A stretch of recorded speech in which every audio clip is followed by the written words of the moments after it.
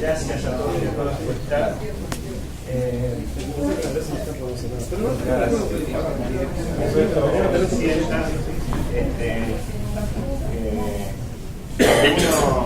Cuando uno lo viene a visitar amigos de la vida, amigos de los sueños, amigos de la militancia, hay que hacerlos trabajar.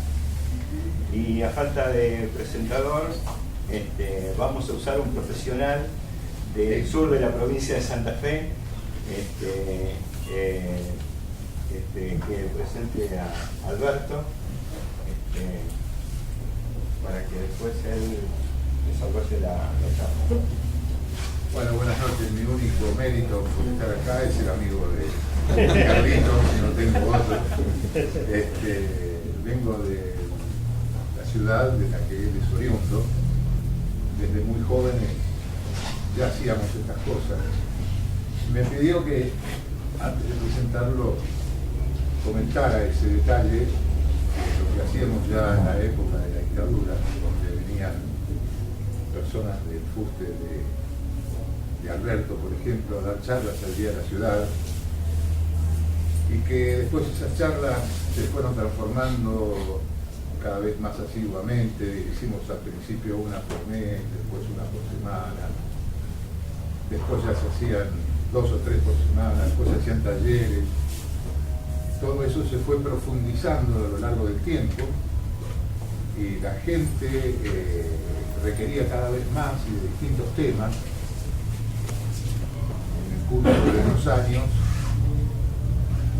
surgió un hecho educativo muy interesante. Todo surgió de una charla o de varias, como las que ustedes están hoy presenciando, que se llamó la Facultad Libre de Venado Tuerto.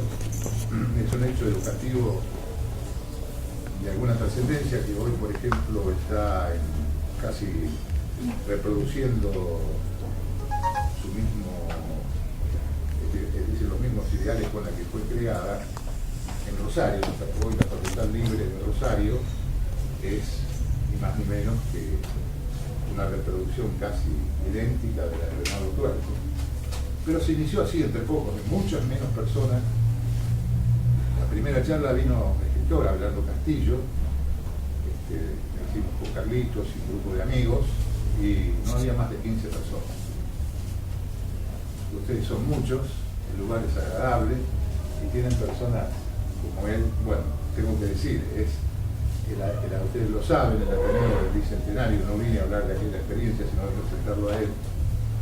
Lo digo porque uno nunca sabe dónde terminan estas cosas. El Ateneo del Bicentenario es quien convoca y enmarca esta charla en la cátedra del Libre del Pensamiento Nacional, donde ya vinieron Hernán Brienza, Dante Palma, Gabriela Cerruti, Ricardo Foster, todo auspiciado por el Instituto Iberoamericano Manuel Dorrego y la Secretaría de Cultura de la Nación. Bueno, tengo que presentar ya al amigo. Él es nada menos que el director académico del Instituto de Revisionismo Histórico, argentino e iberoamericano Manuel Dorrego, investigador independiente del CONICET, profesor titular regular de la UBA, columnista de Mirada del Sur, doctor en Historia. Acá ponen la calificación, no sé si vale la pena, pero es un 10, la calificación no tiene capaz que su actividad como docente y profesor, ha cursado la carrera de Comunicación Social, Facultad de Ciencias Sociales, UBA, Seminario de Doctorado, Sociología Argentina y Latinoamericana, Universidad de Belgrano, y tiene libros publicados, como ustedes saben, La Historia Argentina en Clave Nacional, por ejemplo, La República de las Instituciones, bueno, y otros, sobre todo que es el último y el más nuevo, digamos, de todos, pero que no trajo para vender. Lamentablemente, no se consigue en todas las librerías. Bueno, en consecuencia, simplemente perdiendo aquellos perfumes de otras épocas, ojalá que aquí pase una aventura tan linda o tan importante como la que vivimos nosotros. Los dejo entonces en la compañía de quien ustedes vinieron a ver, Alberto de Pie. Bueno, buenas noches. Bueno, quiero agradecer aquí a Carlos que ha hecho un gran esfuerzo, sobre todo creo que es el premio de insistencia de Carlos, porque un par de veces tuvimos que suspender por cuestiones burocráticas o por algunos eventos, y yo realmente tenía muchas ganas de venir por aquí. No solo para tal vez presentar mi último libro, sino también porque me parece que es uno de los lugares donde debemos dar la pelea, ¿no es cierto?, como para tratar de consolidar este proyecto nacional y popular que hace 10 años venimos construyendo, pero que en realidad es un proyecto que viene bebiéndose dentro de una tradición mucho más amplia que se extiende a lo largo de nuestra historia. Recién estábamos, bueno, en realidad yo llegué ayer aquí con los compañeros de Bilbao Tuerto, con Carlos, estábamos ayer en la tarde escuchando el discurso de Cristina, y bueno, una cosa es que también con otros compañeros que habían venido, y se plantea un tema, ¿no?, que es el tema de la acción conspirativa de determinados sectores generalmente vinculados con el poder financiero, que han en nuestro país tradicionalmente ocupado el papel de la oposición política, tratando de defender el brazo de los gobiernos nacionales y populares. Sabemos que en general en los viejos tiempos los golpes de Estado, lamentablemente tan reiterados en nuestro país, venían precedidos de procesos inflacionarios, de escasez o desaparición de productos del mercado, venían vinculados con todo un discurso de la prensa en clave destituyente, conspirativa y demás. Y de alguna manera eso era lo que preparaba el terreno para la intervención de las dictaduras, de las Fuerzas Armadas y de sus socios civiles, que eran aquellos que se beneficiaban permanentemente de esos golpes, ¿no? Porque en realidad nuestra historia es tan tendenciosa, es tan parcial, la historia oficial, me refiero.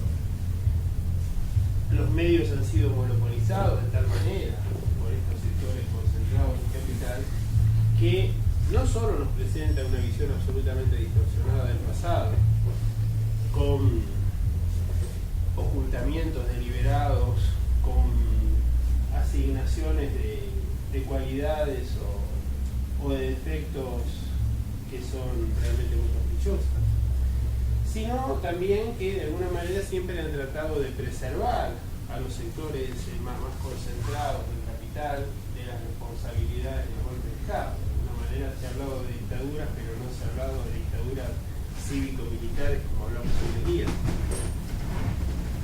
Y yo creo que esto es un paso importante, y efectivamente veíamos en las últimas semanas toda esta escalada del dólar, y tiene que ver con algo muy sencillo, ¿no? Que es el hecho no solo de tratar de forzar o quebrar el brazo del gobierno nacional popular para obligarlo a imponer políticas que beneficien a una minoría, sino que nos explica cómo generalmente las minorías hicieron buena parte de su dinero. Y vamos a poner un ejemplo, porque en realidad lo que nosotros hemos tenido es una oligarquía que inicialmente tiene sus orígenes en la etapa colonial, que está vinculada con el comercio monopólico, que básicamente obtiene sus grandes beneficios no a través de la producción, sino de la intermediación y de la especulación.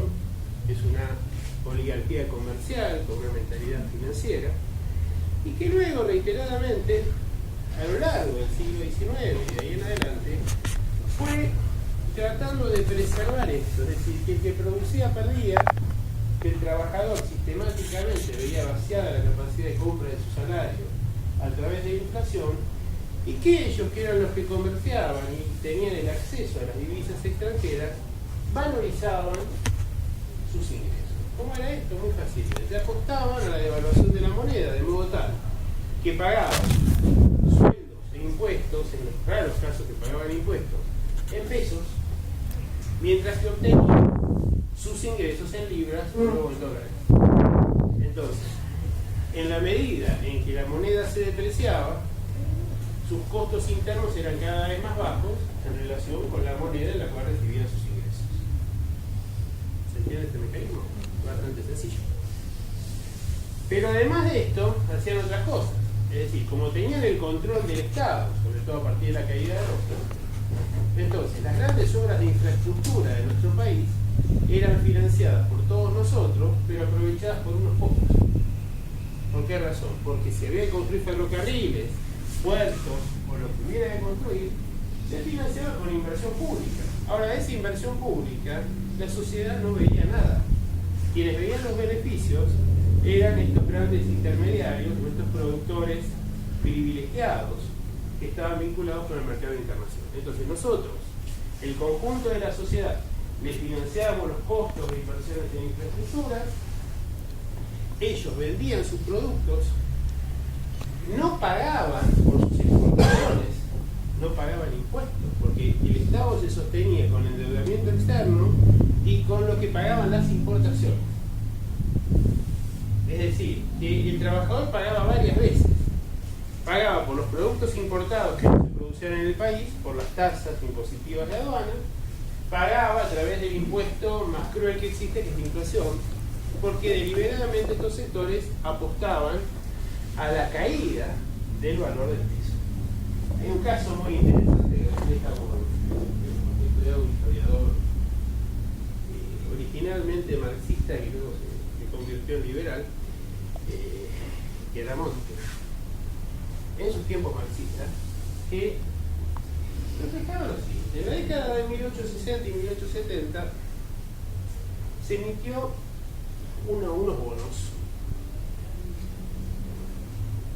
que tenían una particularidad. El empresario terrateniente iba al Banco de la Provincia de Buenos Aires y hipotecaba, le daban una cantidad de dinero en pesos. Iba a la ventanilla al lado y cambiaba los pesos a libras, ¿no? Esa hipoteca tenía un interés muy bajo, muy inferior a la inflación. Entonces, él con sus libras, ¿qué hacía? Agarraba y ubicaba eso en inversiones de corto plazo en el mercado internacional que daban rendimientos excepcionales. Cuando pasaba el año, iba a comprar la hipoteca. Entonces, cambiaba una parte de las libras por pesos. Él había tenido las libras, más los intereses que le daban sus inversiones en libras, más la devaluación del peso en relación a la libra, razón por la cual se quedaba con un margen enorme de libras de beneficio. Cambiaba unas cosas y levantaba la hipoteca. E inmediatamente volvía a hipotecar sus tierras. ¿Entiende cómo es el negocio? Bueno, esa oligarquía hasta el día de hoy trató de actuar siempre de ese modo. Por esa razón hemos tenido un país que no se ha industrializado. Por esa razón, durante la mayor parte de la historia, ellos no hacían inversiones en sus tierras, porque el gran negocio era tener la tierra como un reaseguro, como un bien hipotecable, y sus grandes ingresos se daban de oportunidades excepcionales que se daban en el mercado financiero internacional. Este fue el esquema mental con el que se manejó esa oligarquía y que luego se profundizó en los tiempos de Martínez de Oz o de Caballo. Entonces, por esta razón es que efectivamente intentan hoy en día llevar adelante políticas que presionen para apuntar a que el dólar esté a más de 10 pesos, desvalorizar el peso, disminuir la capacidad de compra e incrementar enormemente sus ingresos. Es una oligarquía que no ha inventado nada, la de hoy en día. El problema es que nosotros no tenemos una historia detrás que nos permita conocer esos mecanismos, porque la historia ha sido apropiada, sobre todo la historia que circula en los espacios educativos, esa famosa historia oficial, por aquellos que han sido los grandes cómplices de estos procesos de concentración de la riqueza. Entonces, cuando a mediados del siglo XIX, luego de la traición de Urquiza, el mitrismo consigue tomar el control del poder desde el puerto como aliado menor de los intereses británicos, se da cuenta que está en una sociedad donde ellos son una pequeña élite, son un pequeño grupo, en un mundo que es absolutamente federal. Hay indios, pueblos originarios, como queremos llamarlo, hay gauchos, hay negros. Eso es la gran mayoría. Después hay un pequeño grupo blanco en cada localidad que concentraba el poder económico, el poder social, el poder político. El tema era cómo se conseguía disciplinar el conjunto. Para disciplinar el conjunto era sencillo. Vemos la receta de Alberto de Sarmiento: hay que exterminar al gaucho. El gaucho tiene que hacer el último favor, que es exterminando al indio. El ejército de línea destruye a buena parte de las huestes federales en todas las provincias con la complicidad de Urquiza, y si fuera poco, la guerra del Paraguay terminó de eliminar a estos sectores federales o bien a la población negra, que pese a que teníamos libertad de vientres desde la asamblea del año 13, sin embargo la esclavitud continuó manteniéndose, sobre todo en Buenos Aires, a lo largo del siglo hasta el momento de la guerra del Paraguay. Nadie puede donar lo que no es suyo. Las familias aristocráticas donaban a su personal de servicio para la guerra. Entonces, si bien legalmente se había permitido la esclavitud, en la práctica la esclavitud seguía funcionando como si. Cuando se produce la guerra del Paraguay se quedan sin servidumbre. Entonces, ¿por qué lo reemplazan? Lo reemplazan por población cautiva que toma luego de la campaña de Roca, en el contexto de la campaña de Roca, porque en realidad, si bien hubo genocidio, no fue tan grande porque algo se invisibilizó, que fue la sumisión a la servidumbre a manos de las familias aristocráticas porteñas de buena parte de los jóvenes y de las mujeres jóvenes de las tribus del sur argentino. Ahora bien, nada de esto aparece en la historia oficial, y no aparece porque el liberalismo utilizó cuatro variables en realidad, para generar su sistema de obra. Uno fue la represión directa a través del ejército. Construyó un ejército que tenía la particularidad de que era un ejército que no servía para confrontar con otros ejércitos. Era un ejército que servía para disciplinar a los pobres, a los trabajadores o a los estudiantes. Razón por la cual les fue tan mal en todas las guerras posteriores o en todos los conflictos que debieron resolverse a través de mediaciones apresuradas. Luego, otra de las vertientes fue, naturalmente, la prensa. Se impuso la censura para todos los medios opositores, y solamente se permitió que circulara un discurso que consolidara y que instalara en el sentido común los valores del modelo liberal. Entonces existió disidencia en cuanto a los nombres. No era lo mismo la prensa que la Tribuna o que la Nación, porque había intereses personales o grupales diferentes, pero en cuanto al modelo de sociedad había uno solo: sociedad excluyente, colonial, agroexportadora, sin industria, y se planteaba como que eso era el camino del progreso. La otra vertiente fundamental fue la escuela. La escuela, que era una especie de fábrica de chorizos, es decir, básicamente la idea de generar un espacio de disciplinamiento social, tratando de manipular la mente de los jóvenes, sobre todo en la obediencia. En la obediencia y además en el respeto de determinados valores o contenidos, en el establecimiento de un sentido común. Por ejemplo, todos próceres blancos. San Martín era negro, pero lo blanquearon. Cuando uno ve los cuadros de San Martín en Perú, ve que es mucho más oscura su piel. Rivadavia directamente se hacía retratar blanco cuando era negro. Imagínense, el padre del liberalismo argentino, en una sociedad que venía del imperio español, donde había código de blancura. Esto era inaceptable. El sargento Cabral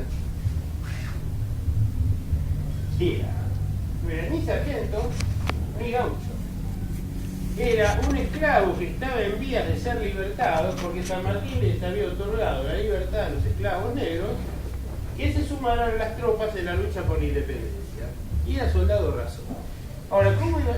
Después del acto heroico de Cabral, ni siquiera lo cedieron. ¿Cómo le iban a dar un cargo, aunque sea de mando mínimo, a un negro? ¿Entiendes esto? Por eso vemos que cuando hoy en día vemos estos criterios de discriminación en la puerta de un boliche o lo que fuera, no son criterios que surgen hoy en día.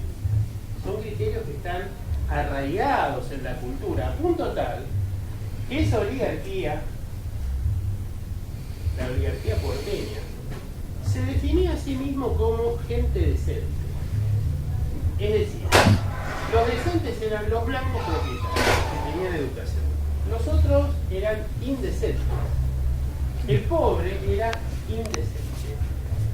Y esto se relaciona directamente con una mirada que tiene el liberalismo, que asocia al pobre o al trabajador con la delincuencia.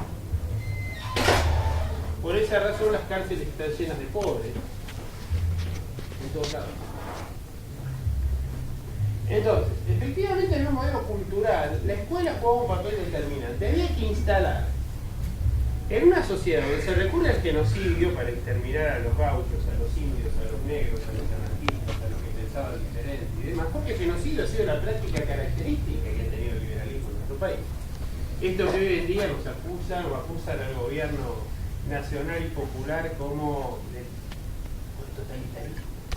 ¿Cuál es el totalitarismo? El totalitarismo de las urnas. No nos debe extrañar, porque efectivamente se asignaron el nombre de Revolución Libertadora y lo que venían a libertar al pueblo era de tener que ejercer el sufragio popular. Esa era la libertad que proponían. Entonces, no son prácticas nuevas. El problema es que los pueblos que no tienen historia, que no tienen memoria, están condenados a reproducir los mismos errores. Entonces, para poder establecer un sistema de dominación, fue necesario suprimir la dimensión histórica e inventar un relato absolutamente amañado, al cual se le daba, de una manera muy poco creíble, la condición de que era objetivo, de que era científico y de que era neutral. La historia de Mitre, que es quien fija los cánones de la historia argentina, no tiene nada de eso. Es muy interesante, fíjese, no solo la procedencia de los próceres, sino además la historia de Mitre y y los proyectos elaborados por Sarmiento, por Alberti, en la etapa de formación del Estado Nacional, en realidad nos presentan como que la situación colonial es irreversible. Es decir, a la Argentina no le queda más remedio que ser colonia. Si no, la colonia iba a ser dominada por otro imperio. Una cosa absurda. Rosas unos años antes había demostrado cómo los dos principales imperios del mundo habían tenido que pedir la paz a Río de la Plata, a la Confederación Argentina, sin condiciones, y luego habían hecho un saludo y un acto de desagravio a la bandera nacional, lo cual a nivel internacional quedó como el primer caso en el cual un Estado de los considerados más atrasados era capaz de poner en cajas a las dos principales potencias mundiales. ¿Cómo fue que cayó Rosas? Cayó por la traición interna. El enemigo interno escapado cayó por manos de un federal aliado con un italia, con el capital inglés, con el imperio de Brasil, con la banda oriental y demás. Pero el propio Rosas había ayudado a llegar a su condición de gobernador y de caudillo. Por eso, ese es un punto que siempre tenemos que tener en cuenta, y que el modelo nacional y popular ha tenido siempre que tener mucho cuidado, porque los enemigos internos son los más dañinos. Lonardi venía a construir el peronismo sin Perón, venía a mejorar el Entonces, esta es una cuestión muy importante para tener en cuenta. Mitre construye una historia la cual tiene que vaciar de contenido, ¿no? Entonces, por ejemplo, nos presenta a Lavalle como un héroe. Notable. Lavalle como un héroe, un tipo de poca capacidad intelectual, que fue convencido por lo más selecto del partido unitario de que tenía que matar a Dorrego. En realidad le dicen, tiene que hacer un gran servicio a la patria, tiene que matar a Dorrego y a Rosas. Lavalle dice, Rosas no puedo porque es mi primo, fue mi hermano de lactancia. Bueno, mate a Dorrego, que sea. Dorrego sí. Va, lo apresa, y estos tipos que se decían como los grandes defensores de las instituciones, Dorrego había sido designado de acuerdo a las normas institucionales del Estado de Buenos Aires. ¿Qué hacen? Juntan a 10 vecinos en una asamblea, los hacen proclamar a Lavalle gobernador, lo cual era una cosa absurda porque estaba totalmente fuera de la ley. Luego lo hacen ir a apresar a Dorrego y le escriben una carta recordándole que lo mate porque Lavalle estaba dudando. Le escriben una carta donde firma Salvador María del Carril, Valentina Alsina, Agüero, Florencio Varela, todas figuras centrales del unitarismo de la época, y le dicen, acuérdese lo que usted prometió. Lavalle va y lo mata. Ahora, ¿qué ocurre? Se guarda la carta. Una vez que se ve el efecto que produjo eso, rápidamente se le van todos, ¿no? Y lo presentan a Lavalle como el único responsable. La carta no desapareció, sino que apareció mucho tiempo después. Apareció en la década de 1880, cuando hacía prácticamente cerca de más de 20 años que Salvador María del Carril era el presidente de la Corte Suprema de Justicia. Y apareció la carta escrita y firmada en primer lugar por del Carril, donde instaba a Lavalle a asesinar a Dorrego. Esa es la otra vinculación de la justicia con los intereses oligárquicos. Entonces, fíjense que era interesantísimo el modelo de Alberdi. ¿Qué hacía Alberdi? Alberdi decía, bueno, tenemos que garantizar que los que tienen el poder en la sociedad tengan el poder en las instituciones. ¿Cómo hacemos? Bueno, acá en la Argentina había sufragio universal a mediados del siglo XIX. No podemos presentarnos como una nación civilizada restringiendo el voto. Entonces, consagremos el voto, pero impidámoslo en la práctica. Para eso el fraude, que se aplicó de manera generosa desde 1852 en adelante hasta 1914, después de la ley Sáenz Peña, y luego a partir de la década del 30 hasta el 40. ¿Qué es la práctica? Porque efectivamente una fuerza política, social o corporativa absolutamente antipopular, imposible que haya instituciones, aún recurriendo a la escuela, aún recurriendo a la prensa. Entonces, vemos que Alberdi, ¿qué plantea? Bueno, en primer lugar, creamos reyes con el nombre del presidente. Creamos un gran poder, pero un poder temporal. Razón por la cual el presidente tiene mucho poder, pero sabe que después de haber sido todo va a ser nada. Entonces tiene que cuidarse como gobierno si no quiere terminar preso. Salga de su gestión, va a perder su inmunidad. Si atacó los intereses de los sectores económicos concentrados, va a terminar. Porque tiene mucho poder, pero tiene que ver en qué sentido. Va a estar acompañado de un Senado. El Senado duraba 9 años el senador para Alberdi. Y no es elegido por el pueblo, sino por la legislatura. Es decir, tenemos que sacarle al pueblo la capacidad de elegir a los senadores. Es interesante. Entonces, duraban 9 años, y si duran 9 años porque el poder económico no va a cambiar nunca. Entonces, ¿para qué vamos a hacer elecciones si los senadores representan la propiedad? Ahorremos, no, problema. Entonces, los senadores se elegían por parte de la legislatura, que estaba totalmente en manos de los grupos económicos de las provincias.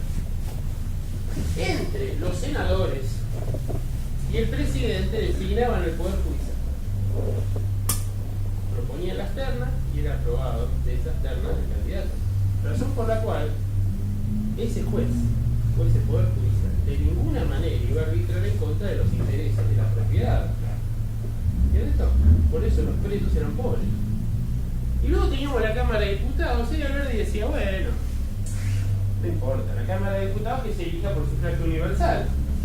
Pero también había fraude. Razón por la cual el mundo perfecto, el sistema político representativo que sostenían quienes hoy en día objetan el totalitarismo del gobierno nacional y popular, era ese, era un gobierno de la oligarquía basado en el fraude, en la violencia o en la exclusión social. El que no se sometía a esas normas le pasaba lo que Hernández relata en el caso del Martín Fierro, ¿no? Martín Fierro le dice, usted va a Chivote, él no va y pierde su familia, su ranchito, su vida, su dignidad y está condenado a ser un paria, a ser torturado el resto de su vida. Bueno, entonces, evidentemente vemos cómo se construye un sistema de poder y ese sistema de poder naturalmente tiene una dimensión ideológica que es fundamental. Y por esto la historia es determinante, por los contenidos que vuelven natural que los que conducen a la sociedad sean los educados, los ricos y los blancos. Que vuelven natural que el país esté gobernado desde el puerto. Porque naturalmente el puerto es el punto de encuentro entre el coloniaje o el capital internacional y sus socios menores en el mercado interno. La historia era relatada desde el puerto y se suprimían todos los relatos locales. Baste ir a cualquiera de nuestras ciudades a lo largo del país o de nuestros pueblos que los nombres de las calles son los mismos. Y son figuras que se destacan o por sus servicios a Buenos Aires o por haber actuado en la gestión. Entonces, ese es un dato muy importante, que era el hecho de que la historia se volvió deliberadamente aburrida, esa historia escolar.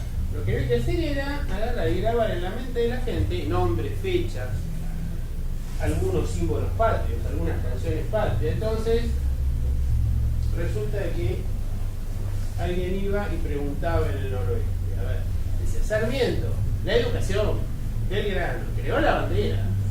Eso era lo que se sabía. Claro, se sabía un poco más de la vida de Sarmiento y la difícil que seguir haciendo prosa. Lo mismo pasaba con Mitre, como decía Marechal. Lo único que hace que Mitre sea un prócer y no un villano es que dejó un periódico que le guarda su memoria. Si uno ve los casos de corrupción de Mitre, de Rivadavia, de Sarmiento, la mayor parte de la oligarquía argentina, encuentra que en realidad esa persona estaría mejor en la cárcel que en el panteón de los próceres. Y efectivamente vemos cómo ese relato histórico se instaló. Y se instaló, por ejemplo, consagrando como traidores o como tiranos aquellos que representaban la soberanía nacional, el caso de Rosas, ¿no? Es decir, aquel que lleva más alta la soberanía nacional al punto de confrontar con los principales imperios de la época y garantizar su rendición es presentado como un tirano. Además hay una cosa interesante, que dentro de la época de Rosas hubo 4 crímenes que de alguna manera quedan sin una explicación y que uno puede pensar que pasaron por fuera del campo de batalla o de decisiones judiciales. Mientras que con el liberalismo son centenares de miles los casos de asesinatos directos. Sin embargo, unos son los republicanos y el otro era el tirano. Por esto de que la historia le escribe lo que ganan. Miren a qué punto la historia le escribe lo que ganan, que Mitre hace otra operación muy interesante, ¿no? Él no puede dejar de lado a San Martín. ¿Por qué? Porque San Martín no era solo un prócer argentino. Era alguien que había trascendido la Argentina con su campaña libertadora. Entonces era reconocido en otros lados. Era reconocido en Chile, en Perú, en América Latina, en Europa, era un hombre de referencia permanente después de su exilio. Razón por la cual, ¿qué hace? Lo deporta. Entonces, San Martín era realmente, como jefe militar, era bastante desastroso. Era un intelectual en política, pero no era un hombre de armas muy capaz. Razón por la cual la batalla de San Lorenzo casi le cuesta la vida, porque en lugar de tomar la posición de un general y dirigir la batalla de modo estratégico, fue a pelear. Y lo salva Cabral. Y no se hubiera perdido esa batalla directamente. No tuvo grandes batallas en Sodal, y cuando llega a Chile, si no fuera por una locura de O'Higgins, en realidad no había llegado a coordinarse adecuadamente las fuerzas y casi pierde la batalla y también la posibilidad de llegar a Chile frente a un adversario muy inferior. ¿Pero qué era San Martín? San Martín fue un gran organizador. Por ejemplo, en la Intendencia de Cuyo, San Martín organiza la economía cuyana, plantea el proteccionismo para garantizar la producción interna, garantiza el pago de los sueldos, disciplina a la aristocracia, expropia, dándole unos bonos incobrables seguramente, lo cual no le ganó precisamente el respaldo de la aristocracia, expropia caballadas, alimentos y demás para constituir el ejército. Y claramente define, por ejemplo, la papeleta de Conchavo, que es una especie de certificado de trabajo, que luego van a utilizar estas políticas la mayoría de las administraciones federales en la primera mitad del siglo. San Martín era federal, es el gran federal y el primero de ellos, a punto tal que cuando en 1820 se lo convoca de Buenos Aires, cuando los caudillos litorales del litoral Ramírez y López avanzan sobre Buenos Aires, el directorio lo convoca y le dice: venga para acá, abandone la campaña que tenemos una guerra. Y San Martín le dice: no voy a derramar sangre de hermano. Pero ¿qué ocurre? Tiempo atrás, 1815, cuando se sanciona la independencia argentina, porque la independencia en Argentina por primera vez no se sanciona en 1816, sino en 1815, Buenos Aires estuvo afuera, se sancionó en Concepción del Uruguay, que en ese época se llamaba Arroyo de la China, por iniciativa de Artigas y con la participación de las provincias de Entre Ríos, Santa Fe, Corrientes, Las Misiones, la Banda Oriental, una delegación cordobesa. Esto queda suprimido del relato oficial. Es el origen del Pacto Federal y claramente se plantea una organización federal y autónoma, y San Martín respalda esto, y en el 16 San Martín presiona al Congreso de Tucumán para que sancione la independencia y dice que si no se sanciona va a ir con sus armas, porque había grandes dudas de parte de Buenos Aires y sus aliados de sancionar la independencia o volver a ser colonia española. Y San Martín dice: hay que sancionar la independencia y luego acordar con Artigas para integrar los dos espacios independientes en una patria grande. Este es un dato realmente importante, porque ahí vemos de vuelta cuál es el planteo de San Martín. San Martín era el gran adversario de Buenos Aires y de Rivadavia, el jefe del unitarismo. San Martín se va, y cuando no vuelve a Buenos Aires es declarado traidor a la patria. Una serie interesante. Cuando vuelve en el año 23 de su campaña, porque está muy grave Encarnación Escura, que quiere de medio escalado, y él quiere ir a visitarla por última vez, no lo dejan entrar a Buenos Aires, lo quieren poner preso. San Martín se va al exilio cuando cae Rivadavia y Dorrego, el designado gobernador, vuelve para ponerse al servicio del proyecto federal. ¿Está bien eso? Porque San Martín era federal. ¿Qué pasa? Llega a Buenos Aires y ya no mataron a Dorrego. Que lo mató es alguien que ha sido uno de sus lugartenientes en el ejército de los Andes, como era Lavalle. Lavalle, cuando se está en San Martín, le pide ayuda e incluso le ofrece ser gobernador. Y San Martín le dice: mire, después de lo que hizo usted, lo que mejor puede hacer es entregarse a manos de Rosas y de López, que en ese momento estaban avanzando sobre Buenos Aires, y deje de tomar decisiones, porque todas las decisiones que toma son malas. Entonces, esto es muy interesante, porque además Mitre presenta otra cosa: quiere poner una cuña dentro del federalismo. Entonces, ¿qué es lo que hace? Agarra y nos presenta como que Rosas se benefició de la muerte de Dorrego. Los unitarios querían matarlo a los dos, Rosas toma conocimiento de este plan. Y le dice a Dorrego, y además están las cartas, donde Rosas le escribe a Dorrego y dice, mira Dorrego, mira lo que va a pasar, van a hacer esto. Usted tiene, véngase conmigo, nos vamos a Santa Fe, organizamos nuestro ejército, sumamos las tropas de Estanislao López, que era el gobernador de Santa Fe, volvemos sobre Buenos Aires y consolidamos su gobierno. Y Dorrego, que no era una persona muy racional, precisamente, es un personaje para hacer una saga, realmente ha vivido una vida maravillosa, pero bastante lejos de la razón habitualmente. Le dice, vea, don Juan Manuel, usted me aconseje sobre cómo hay que administrar una instancia, sería un consejo que yo valoraría mucho. Pero que quiere aconsejarme a mí sobre política. Bueno, Rosa se va solo, a Dorrego lo matan, y luego vuelve con López y finalmente derrota a Lavalle y abre el fuego para que el Partido Federal llegue al control de la gobernación y luego a la construcción del armado político a nivel nacional. No había beneficio. El interés, es decir, la admiración entre Rosas y San Martín era mutua. A la primera instancia que consigue comprar Rosas, porque hay otro mito, Rosas no era un miembro de la oligarquía tradicional, porque la oligarquía, después de la Revolución de Mayo, es una oligarquía comercial.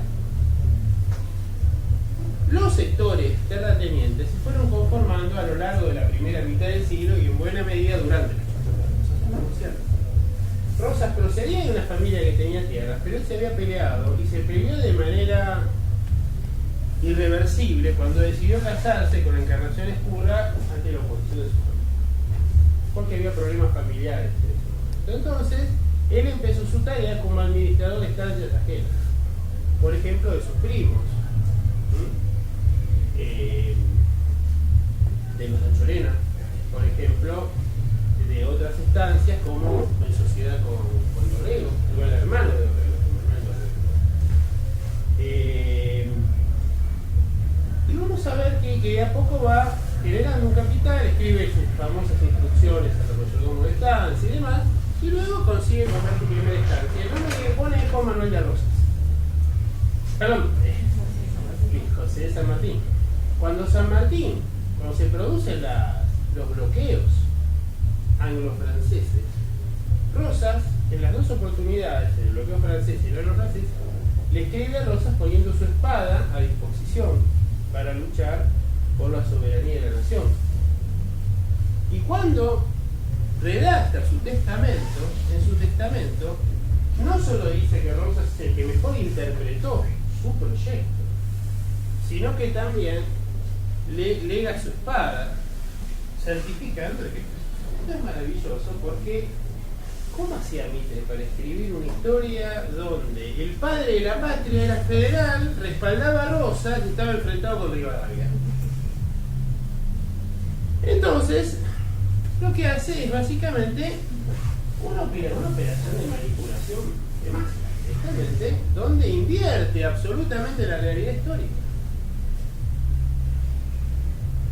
No solo hace eso, bueno, Alberti, que estaba más adelante peleado con él, denuncia esto y denuncia otra cosa, dice. Mitre, dice, es un mentiroso tan grande, es un ilusionista. Y no solo hizo esto, sino que después, cuando él quiere demostrar que la Argentina debe ser republicana, utiliza como protagonista de su historia a Belgrano, que era monárquico, y utiliza a alguien que era un defensor de la monarquía para justificar y poner en boca de Belgrano un proyecto republicano. Mitre nos ha mentido descaradamente y después nos siguieron mintiendo los que siguieron a cargo de la nación. Por ejemplo, año 52, cuando Urquiza derroca a Rosas, se hacen elecciones en Buenos Aires y vuelven todos estos exiliados unitarios y liberales. Y ellos le quieren marcar la cancha a Urquiza. Urquiza formalmente llama elecciones que pensaba que iban a ser con lista única, porque estaba prohibido el Partido Federal. Pero estos liberales le arman otra, donde hay algunos nombres en común con la lista de Urquiza y otros diferentes. Van a la elección y la lista que gana, pese a que Urquiza había distribuido sus tropas y demás, es la lista en la que, digamos, había en cuyo armado se habían destacado Mitre, Carlos Tejedor y demás. Entonces ellos le muestran a Urquiza que él podrá ganar batallas, pero que en definitiva de ingeniería política sabe poco. Pero otra cosa hacen. Ustedes saben que agarran y no solo levantan los padrones del cementerio para hacer voltar a todos los muertos, una práctica bastante común en el liberalismo, sino que también inventan personajes como para que Urquiza le quede claro que ellos han hecho fraude, que votan quienes quieren ellos, y los dueños de ellos y no es. Entonces, por ejemplo, inventan personajes como Benito Cármeca, ¿no?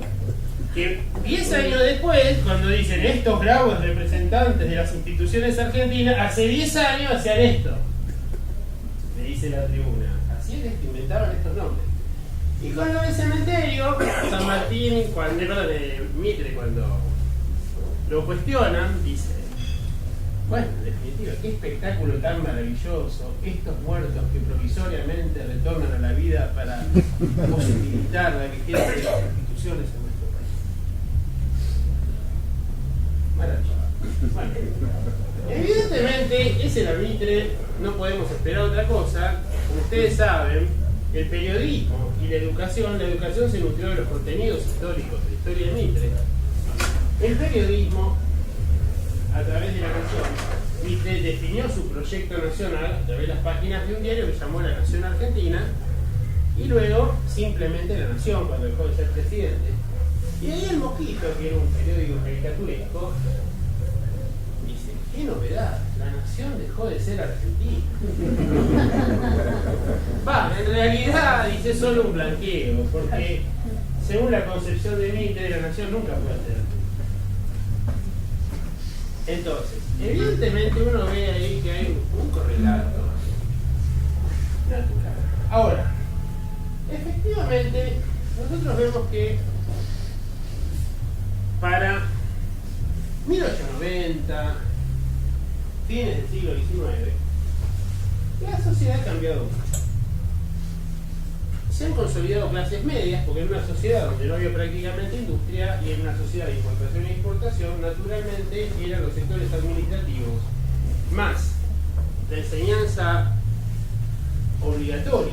Había generado un sector de docentes, la administración pública, la administración privada y demás. Era una clase media que venía a cuestionar el planteo de Alberdi. Alberdi decía que las constituciones no se podían reformular a cada rato, que tenían que durar. Entonces, que él proponía sancionar una serie de derechos y garantías que eran inaplicables.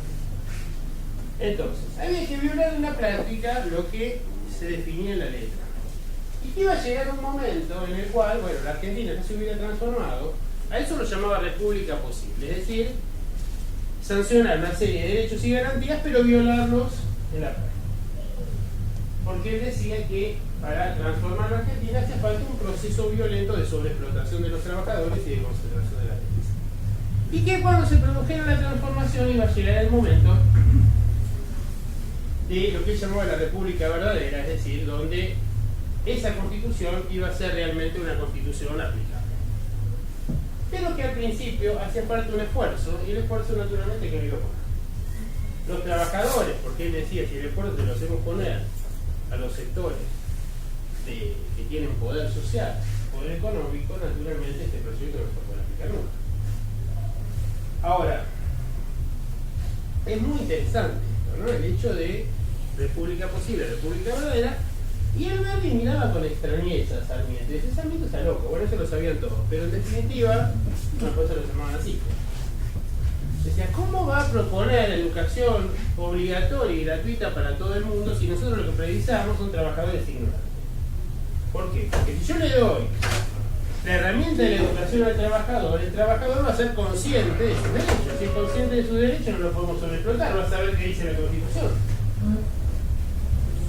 Por eso, ¿qué hacemos? Traemos inmigrantes que desconocen el idioma, naturalmente, y de ese modo no hay manera de protegerse.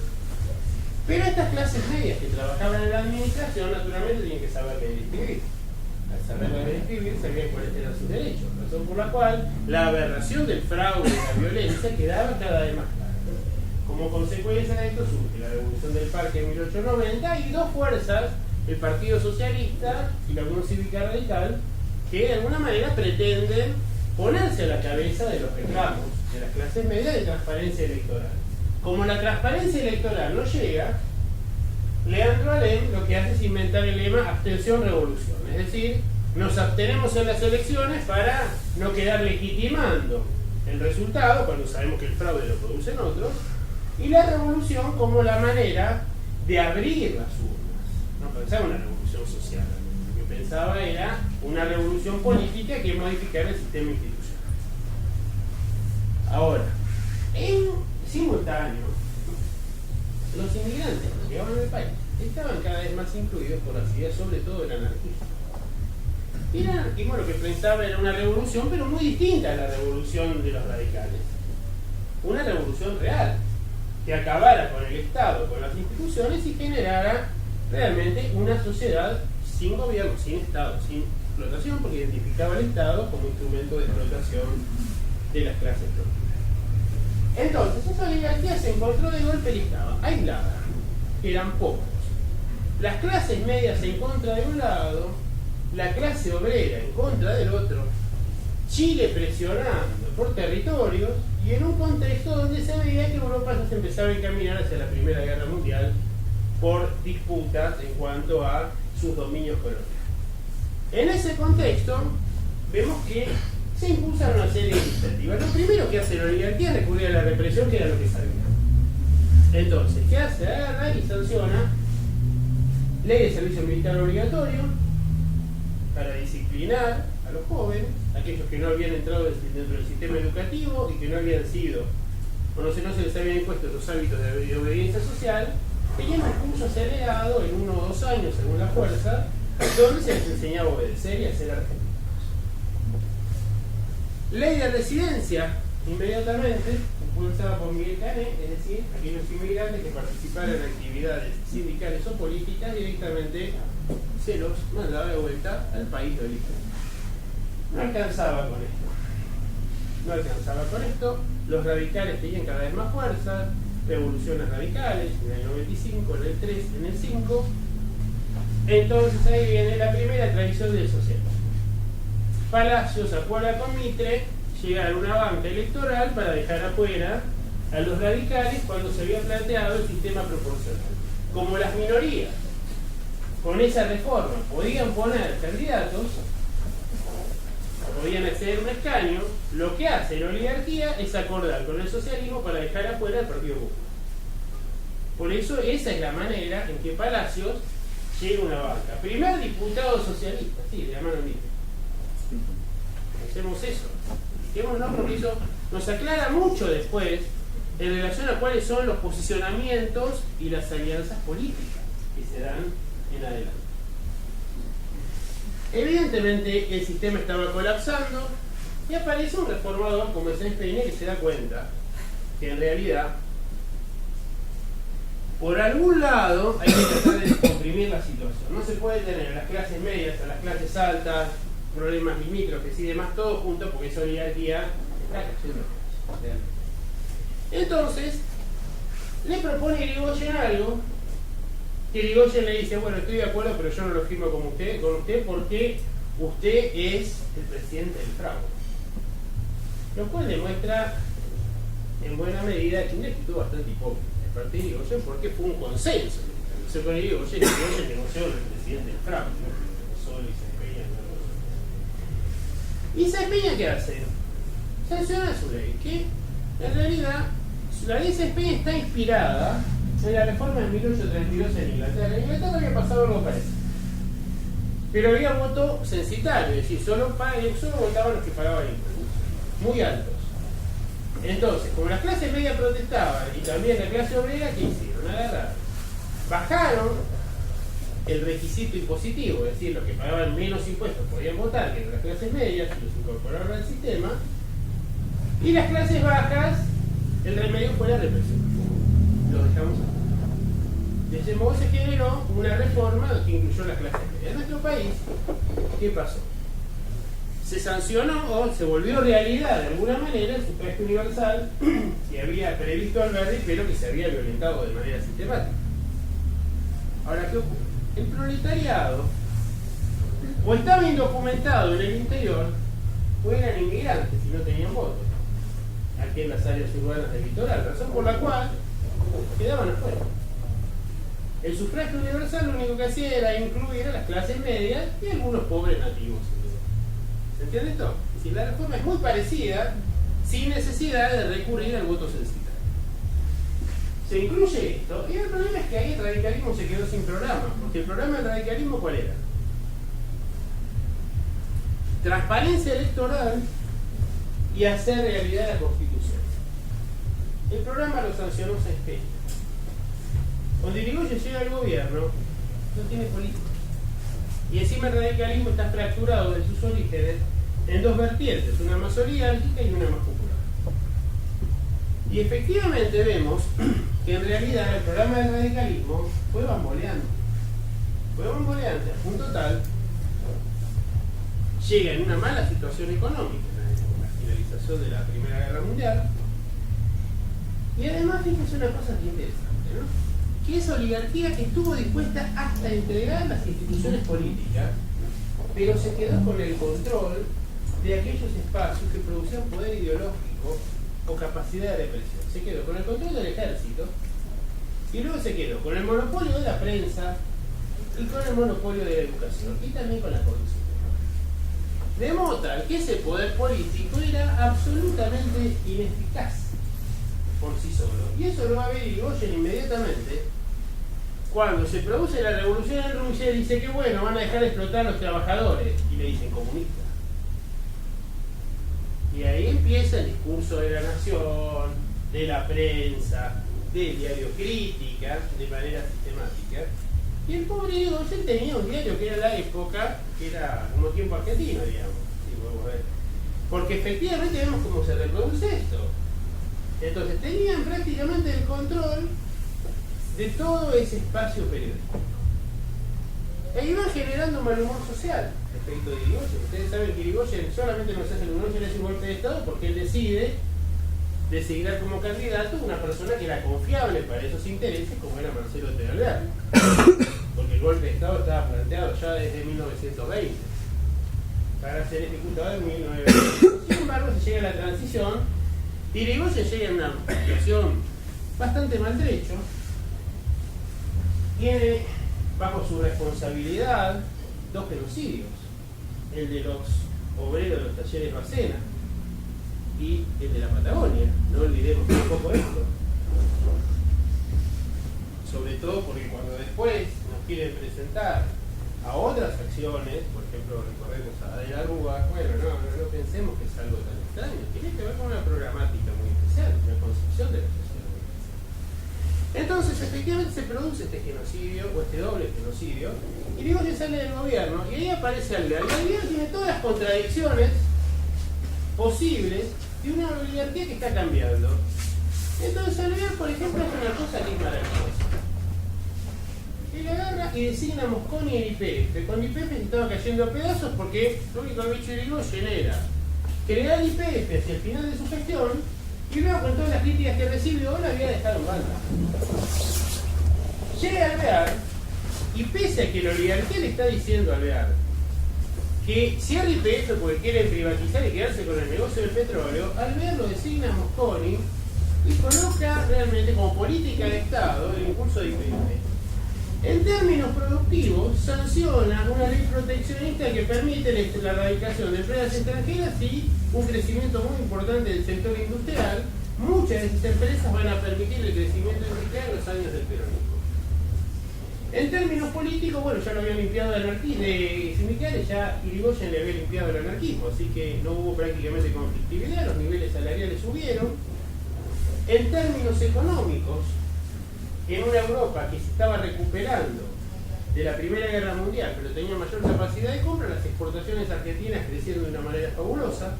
Una Inglaterra que estaba destruida nos compraba alimentos en dólares porque recibía préstamos de Estados Unidos. Nosotros comprábamos autos de los Estados Unidos y maquinaria industrial. generándose una triangulación. Estados Unidos le prestaba dólares a Inglaterra, con los dólares Inglaterra nos compraba exportaciones argentinas, y nosotros llevamos adelante un proceso de modernización y de industrialización en los años 20 en el marco de alguien que en teoría era el más reaccionario de los radicales. Fíjense qué interesante, pero terminó convirtiéndose en el dirigente popular tras la muerte de Irigoyen. Entonces, ahí vemos un caso muy interesante, ¿no? ¿Qué es esta transformación que se da? La Argentina, ¿qué es? Es el quinto país o el cuarto país en cantidad de autos por habitante, un país que no tenía industria automotriz. Eso es algo también interesante. Pero llegan las elecciones, no había reelección, gran problema. Y esto lo había dispuesto Alberdi. Alberdi no quería reelección porque quería un poder político débil para que estuviera subordinado al poder económico. Entonces, llegan las elecciones e Irigoyen, presionado sobre todo por un grupo de personas que se habían beneficiado mucho en la gestión de Irigoyen y que luego habían quedado desplazados por la gestión de Alvear, vuelve a presentar su candidatura. E Irigoyen tenía un arraigo popular realmente notable. Gana la elección, ya estaba preparado el golpe de Estado para que no asumiera, pero en vista del resultado electoral tan amplio que había tenido, dicen, bueno, vamos a desgastarlo y después le daremos el golpe. Y ahí hay una cuestión de fondo, que el IPF no se habían animado a presionar a Alvear, pero sí Irigoyen, por eso se dice, el golpe de 30 tiene olor a petróleo. Ahora, ¿qué ocurre? Irigoyen era un gobernante muy débil. En realidad los que lo rodeaban era una especie de grupo Yuyi después con De la Rúa, es decir, tomaban decisiones a su nombre porque él tenía problemas de senilidad, tenía graves problemas de salud, la mayor parte de su gobierno lo pasó con licencia por enfermedad. Entonces, es más, escribía su diario, famoso, ¿no? Un ejemplar del periódico Radical que tenía solamente noticias positivas. Él leía su periódico y convencido de que marchaba todo sobre ruedas, pero no era así. Y no era así, fíjense qué interesante. Inglaterra, además, deja de recibir dinero de los Estados Unidos, porque pobre Irigoyen, cada vez que llegaba al gobierno había una catástrofe, la Primera Guerra Mundial, o esta decisión de Inglaterra, o la crisis del 29. Entonces, Inglaterra dice, bueno, no podemos seguir comprándoles, a no ser que ustedes nos compren a nosotros.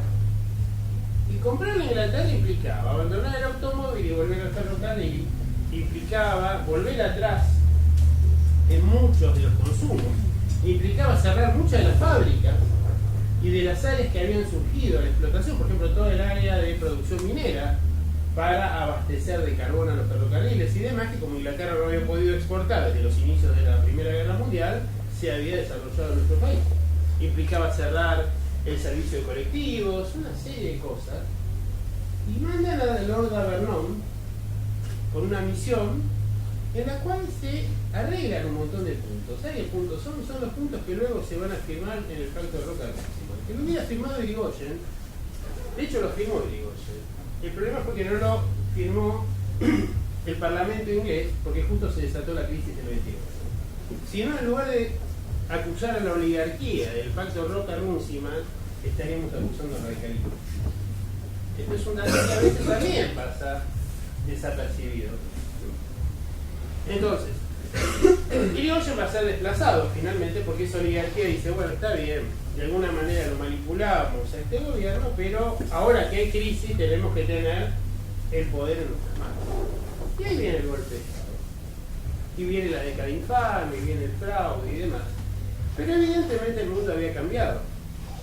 ¿Por qué? Porque no solo Alberdi, Sarmiento, Mitre y demás, Rivadavia, habían imaginado un país dependiente.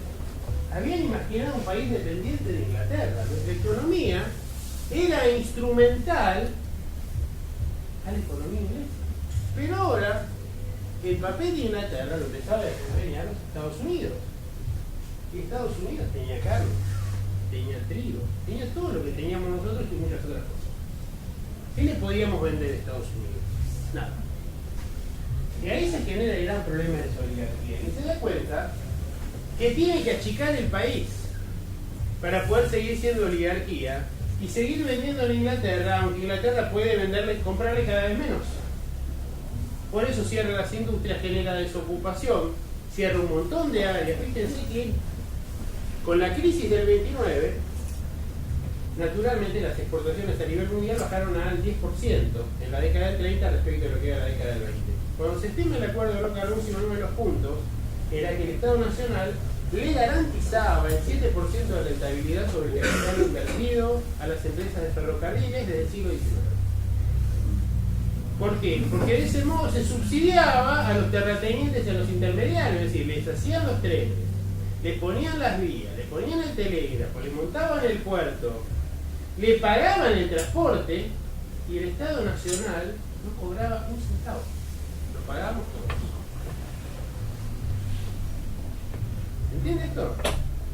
Imagínense cómo es el sistema, la perversión del sistema, que además utilizaban la inflación para vaciar la capacidad de compra del salario. Bueno, hacían otras cosas. Tomaron el fabuloso préstamo de la Baring Brothers, que se esfumó y hubo que pagarlo.